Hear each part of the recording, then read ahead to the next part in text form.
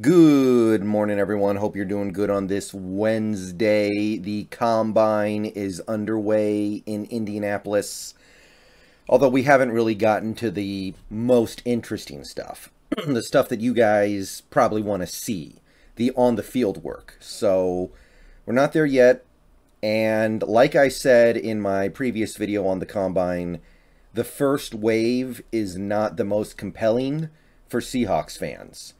The position groups that are being looked at in the first wave, they're not really where the Seahawks have their priorities.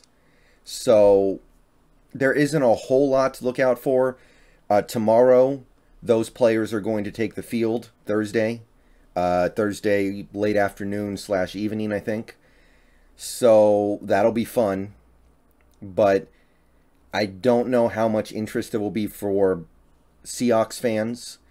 Tight ends, quarterback, wideouts, it's not the most interesting crop for this particular team.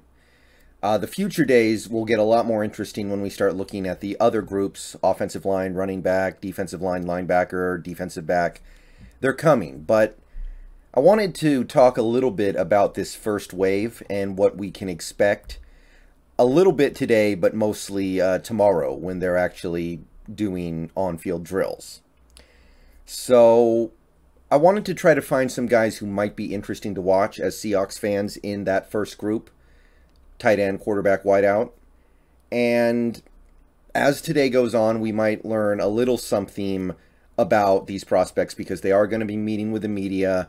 They are going to have interviews. Hopefully soon we can start figuring out who the Seahawks are actually interviewing at the Combine and who they're specifically taking a look at. But I want to give us something to get a little excited about. So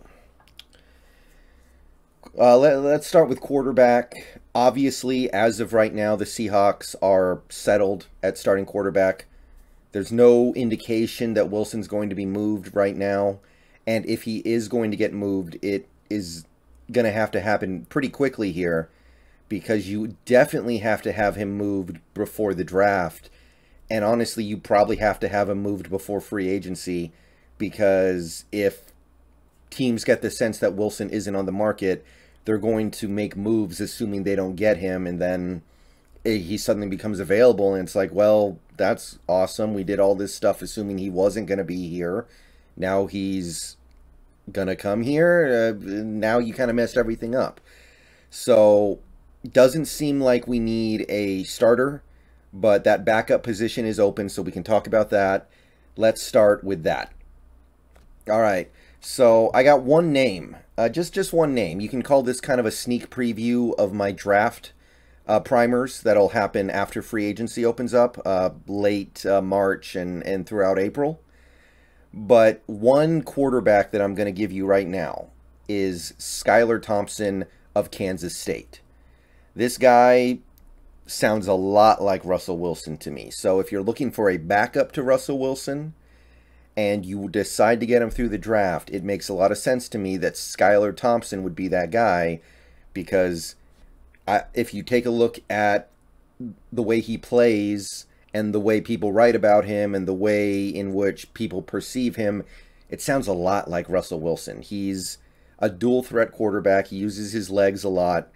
He's somebody who occasionally struggles with his accuracy, making the more intermediate throws. But what he really does is improvise. He's a great improviser. He drops back. If the first and maybe second read aren't there, he takes off and runs, scrambles around, makes people miss, and makes a play down the field. Obviously, we're trying to kind of get away from that stuff with Wilson, but for the moment, it is still there. And for the moment, when I look at Skyler Thompson, I see a guy who kind of plays the way Russell Wilson plays. And I feel like that a player like that might fit in well. It depends on which direction we're going to be taking this offense. If we do decide to lean heavily into that Ram-style offense, then maybe you want somebody who can get the ball out a little more on time. But I look at Skyler Thompson, and I see a guy who plays very similarly to the way Wilson plays. What he lacks in that regard would be deep ball accuracy. He doesn't have a lot of that. However, he actually is fairly accurate on short stuff if you take a look at his numbers, in 2021, he boosted his completion percentage all the way up to just under 70. I know he's playing in the Big 12, but if you look early in his career, it was the high 50s, low 60s, and then suddenly it's 70. A lot of that was because he started hitting those short passes. So I think that's got to at least be a little encouraging. And yeah, I just look at this guy and I see an improviser, a guy who tries to be a magician in the pocket. His numbers over his 5-year NCAA career, fairly good. Never the most prolific passer, but he, like I said, he was a dual threat. He had 11 rushing touchdowns in 2019. Somebody who also generally avoided turnovers. I think you could attribute a lot of the positives about Wilson to Skyler, just without the awesome deep ball, which, hey, that's a big loss, but when you're picking a guy like Skyler Thompson, you take what you can get. I think Skyler could be available in like the 5th round, maybe the 6th, and that could be the area where we consider taking a backup quarterback if we decide to go that route.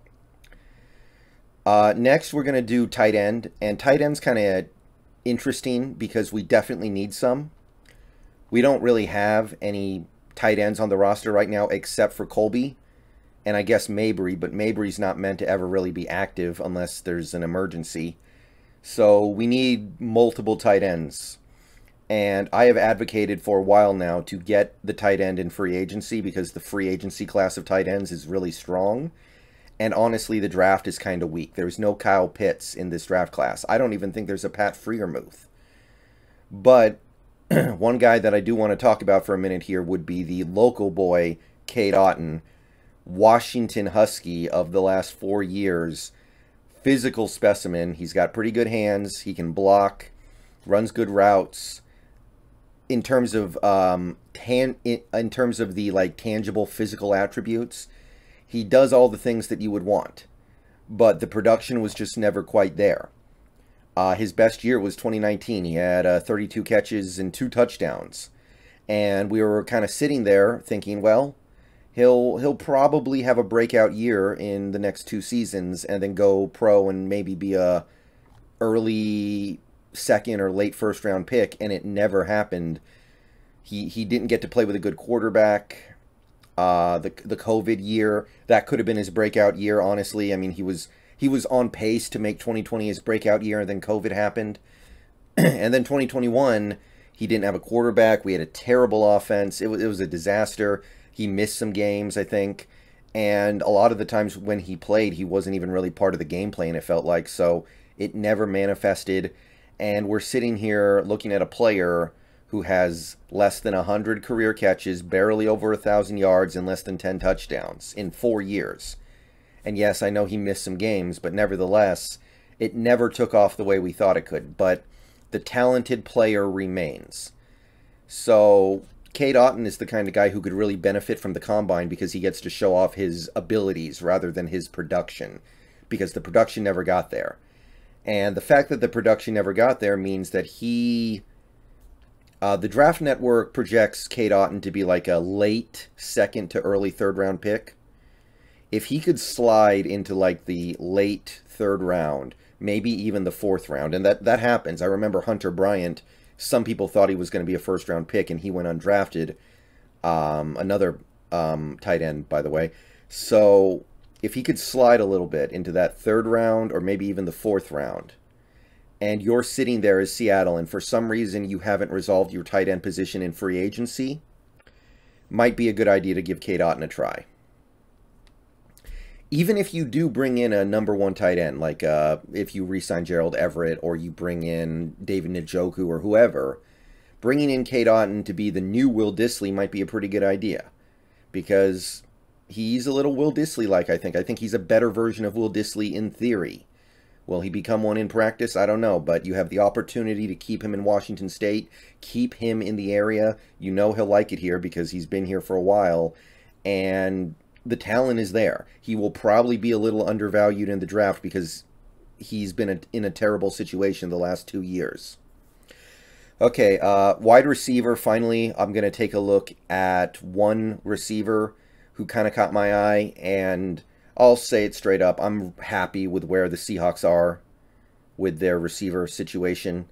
Lockett's not going anywhere for at least another couple years, and he's still playing great, so that's totally fine. Metcalf is still here for the moment, and I imagine we will extend him in the near future, and he'll be here for a while.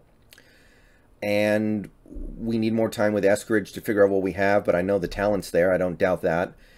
And Freddie Swain, he's not good. Freddie Swain's not a good player, but he's made some plays, and he looks like he belongs in the NFL.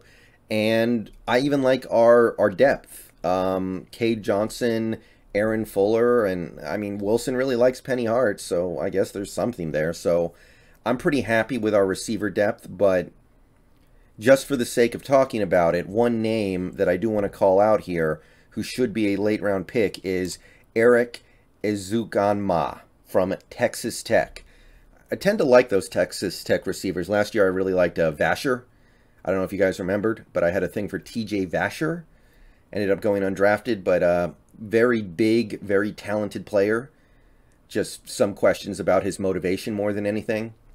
Eric Ezukanma is kind of similar in that he's a bit of a physical specimen. He's 6'3", 220, tremendous athlete, long catch radius, wide catch radius, long arms, good hands. He definitely projects to be a developmental player early in his career. He wasn't even that productive in college, although 700 yards and 10 touchdowns across the final 2 years of his career, not bad. These last 3 years overall were actually fairly productive, given the fact that it's a very crowded receiver room in Texas Tech. If you could maybe get him in UDFA, because as of right now, my understanding is that Eric projects to be like a 5th round or 6th round pick. If he slips to UDFA, that's a guy I would consider bringing in to maybe push for a practice squad spot on this team. Maybe. Just something to consider at the position, because there isn't a lot to talk about there. All right, so those would be my 3 guys to look for in the Combine tomorrow when the on-field process starts. Those are 3 guys who have kind of turned my head a little bit at least. I don't view these as positions that we should be attacking in the draft, but if we decide to, and it's not the most unreasonable thing in the world to do, then these are 3 guys I would look for in the Combine, and these are 3 guys who could make a very compelling argument for their NFL futures if they do well in the Combine. Of course, that might push them out of our range to be able to draft, but we'll cross that bridge when we come to it. All right, I'm going to get out of here. See you guys later. Let me know, are there any quarterbacks in this Combine? You can go look up the list online of the players who are actually participating in the Combine, because a lot of them don't. But if there are any like quarterbacks that you have an eye on as like a 5th round, 6th round, 7th round UDFA, are there any tight ends that you would be willing to hold off in free agency for?